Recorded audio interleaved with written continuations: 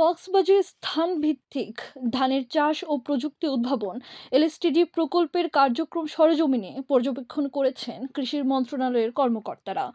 গতকাল রামু উপজেলার পশ্চিম চাকমারকুলে স্থাপিত প্রযুক্তি গ্রামে উচ্চ ফলনশীল ও উপকূলীয় লবণাক্ততা ও জলমগ্নতা সহনশীল ও উপসি জাতের ধান উদ্ভাবন ও চাষ পর্যবেক্ষণ করেন পরিকল্পনা অনুবিভাগের অতিরিক্ত সচিব মির্জা আশফাকুর রহমান এবং পরিকল্পনা এক অধিশাখা এর যুগ্ম সচিব শাহিন আক্তার।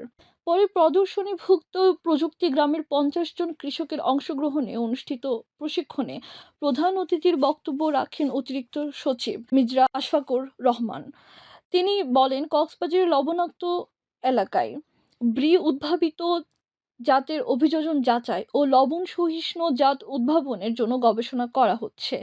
এলএসটিজির প্রকল্প পরিচালক ডক্টর মোহাম্মদ আনোয়ার হোসেনের সভাপতিত্বে এতে বেসরকারি সংস্থা সিমিট, বাংলাদেশের কান্ট্রি রিপ্রেজেন্টেটিভ, কক্সবাজার আঞ্চলিক প্রধান, বৈজ্ঞানিক কর্মকর্তা সহ সংশ্লিষ্টরা বক্তব্য রাখেন।